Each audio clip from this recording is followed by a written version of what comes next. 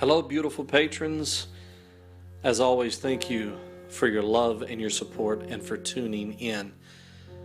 And in particular, thank you for the comments that you've been leaving.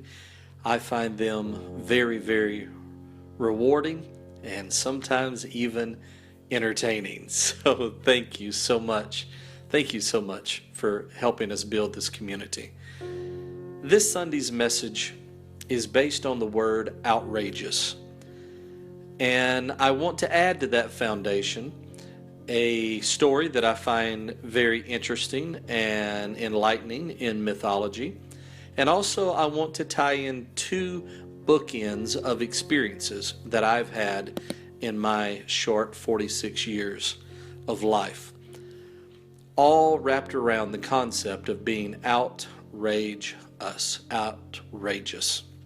So first off, this little mythological tale. If you remember from the Bible, we have the story of Adam and Eve. Adam and Eve are placed within a garden. They're given some instructions as to what they're supposed to do in this garden, how they're supposed to tend to it, to take care of it. And then along with that, they're given some boundaries. They're given some limitations. There are two trees within the center of the garden. One is the tree of life, which does not become interesting until much later in the story. But then there's also the tree of knowledge. And this tree is to be avoided at apparently all cost. Then in Act 2 enters the villain. And the villain persuades Eve, which ultimately then persuades Adam, to partake of this tree of knowledge. And there's some form of enlightenment that takes place according to this myth, and they realize that they were naked. They realize that they were unclothed and immediately begin to find ways to hide themselves, to layer themselves, to defend themselves, to distance themselves from the rest of reality. As the story goes, God begins to walk through the garden in the cool of the day. The image that is created with this language is of almost a man strolling through his backyard, strolling through his garden, checking on his handiwork to look and see how the flowers are blooming. Probably the same thing could be said for this beginning of the human race, how they are blooming, how they're growing, how they're maturing, how they are faring in this new circumstance. And God can't find them. Yahweh walking through his garden is unable to spot the man and the woman. They did not come running out to meet him as we're led to believe that they did on a regular basis. And when God does find them, when he calls out to them and finds them, he begins to ask them why they were hiding. And they confess that the reason they were hiding is because they were naked. And Yahweh asked them a very interesting question, and it ties in to our message on this fine Sunday. The question was, who told you that you were naked? Who told you this? Who told you that you were naked? Who gave you this knowledge? Who shared this insider information? Who revealed something to you that had previously been unknown to you? Who shared this concept of nudity with you? Who broached the subject? Who initiated this exchange? Who told you that you were naked? The reason I find this little piece of mythology so interesting, very quickly, one reason unrelated to this particular message is that in other readings it's obvious that the serpent is not necessarily a villain in the sense that we see villains today, or the way that the serpent, the devil, the old dragon is described in modern Christianity.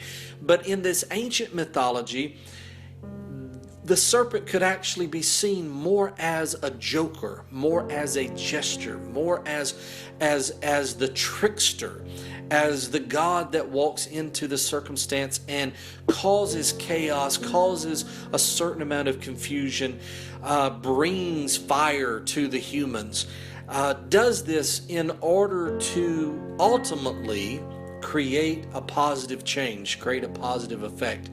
And so as we dig deeper into this mythology, to me, what's most interesting for today's message is the idea that this knowledge limited their self-expression, limited how comfortable they were to stand in front of Yahweh, to stand in front of this Creator, to stand in front of this God, how comfortable they were to move about freely, and once again to express themselves openly.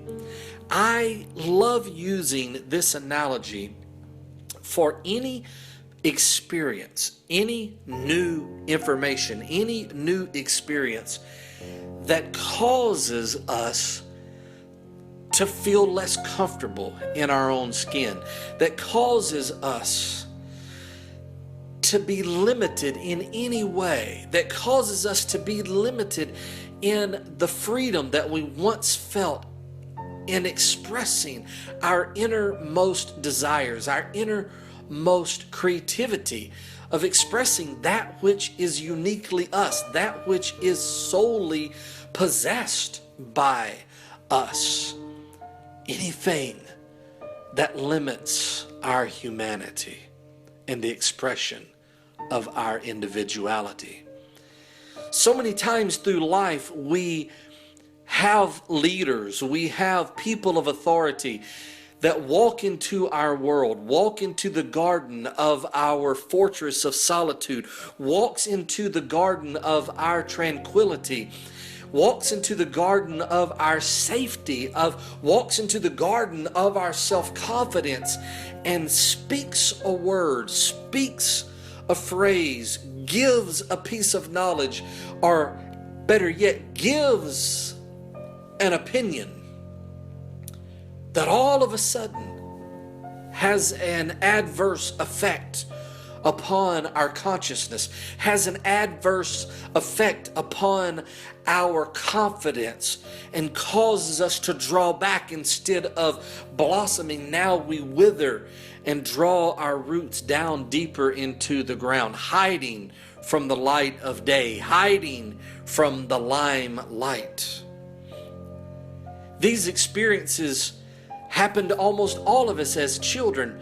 So many times as children, we don't know any better. And even that phraseology speaks towards how the environment shapes our limitations.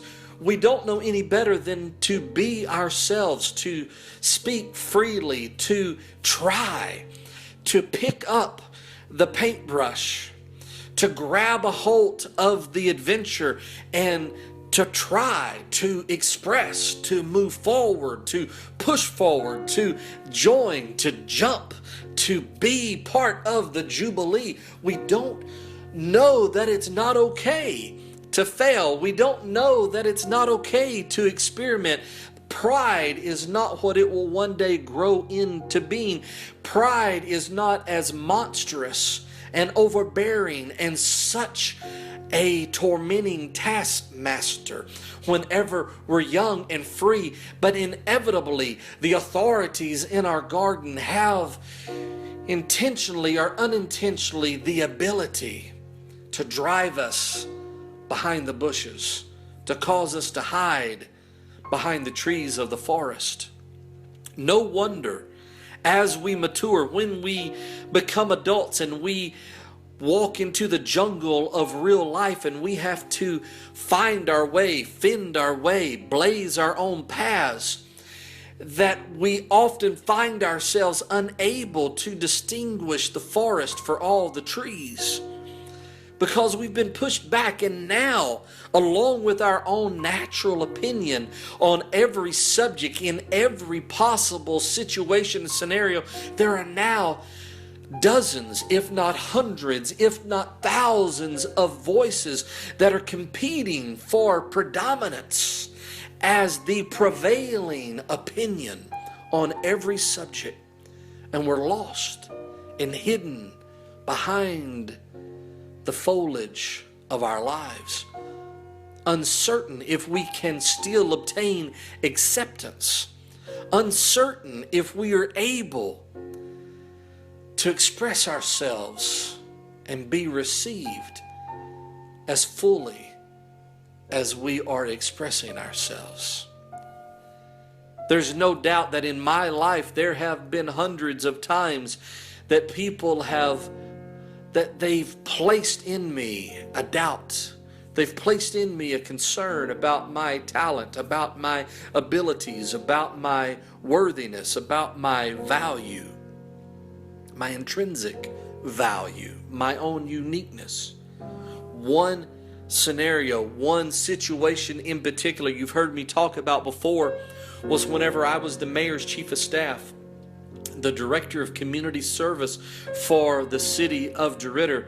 And the mayor had gotten very, very busy, and in one of our meetings, just the two of us sitting in his office, he expressed frustration because there were so many places he needed to be at one time.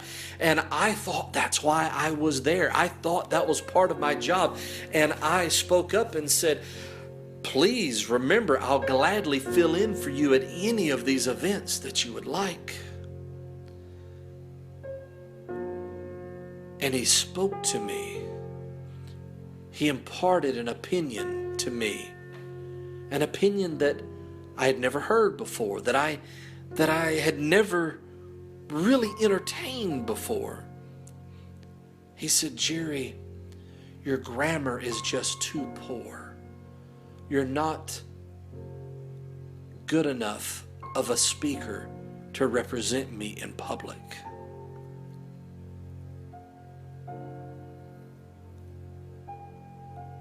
And my world became pixelated and began to buzz and chip and fade out of existence like a video disintegrating before your very eyes. Suddenly my garden, or at least that small patch of self-confidence within the greater garden of my psyche, was contaminated with this thought. I was crushed. I was heartbroken. And without any forethought, without any strategy, without any premeditated energy on my part, from that day forward, I began to second guess every sentence that I would say, first with him, and then with the next person, and the next person, and the next person, to the point that I began to almost have a reverse stutter, a stutter only within my mind, to where I would not stumble through my sentences, but I would literally stagger at forming sentences for the confusion, the cluster of confusion that was within my mind, questioning every single sentence and the structure of every single sentiment. And it was debilitating, completely debilitating. How can a person be outrageous, outspoken, outgoing, when they're second guessing every thought, every syllable, every word, every sentence, every sentiment? They cannot. And it's taken years for me to work my way through this. As you already know, one of the most self-affirming and life-changing experiences that I have had has been the rejection, the global rejection that I've received over the last 4 years. This rejection has done me more good than harm. It has forced me to accept my imperfections. It's forced me to accept my lack of good grammar. It's forced me to accept whatever type of speaker that I actually am. It's forced me to accept me. It's forced me to be comfortable in my own skin because there was nowhere else to be comfortable. And now, dear brothers and sisters, now there's beginning to be a sense of outrageousness. Completely exposed, completely open, completely free again, like a child running free in the backyard. Now there's an outness, an outgoingness, an outrageousness. And it allows now for there to be a rage that builds up, a positive rage, a self-propelling, positive, life-changing, life-affirming rage on the inside, a passion that's able to now remanifest itself, a passion that was once hid in the back of the garden for fear of rejection, but now passions can begin to bubble and boil and burst their way to the surface, erupt forward into the full exposure of the audience, a rage, an outrageousness. And now there can be an us, an outrageous, an us, a community, a world where my passion for not only being free to express myself, but creating a world where every one of us can be free to express ourselves. Now I can put all of my energy forward into being OUT-RAGE-US, outrageous. So I challenge you on this Sunday. You don't have to be the person who cracks every joke. You don't have to be the life of every party. You do not have to be the suave, debonair person. You do not have to be the most interesting man or interesting woman in the world. But what you do have to do for your own well-being is to be you. Out from behind the bushes, to be you, no longer hidden, free, out, filled with passion, creating a better world for all of us in whatever way that may be. So I'm daring you on this wonderful Sunday to find a way to make the world better for you. Yes, brothers and sisters, find a way to grow your garden, to bloom your flower of life. Yes, it may bloom for a season and then fade away for all of eternity. But in that one little moment, in that very special season, a season that belongs just to you, there you were in all of your naked glory. Be outrageous. Be outrageous. Because when you are the real you and you share your passions, it not only makes everything better for you, it brings life into the gardens of all of those around you. So, if you could go back and you could speak to that little child that you once were, if you could suddenly step out of the TARDIS, walk over to your younger self about the same time that your mom or your dad or your uncle or your older sibling or your school teacher or your first employer, if you could suddenly put your hand on your own shoulder and intervene, what would you say? what would you change?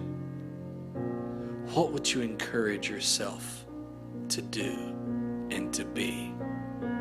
I'm encouraging you on this beautiful Sunday to simply be brave.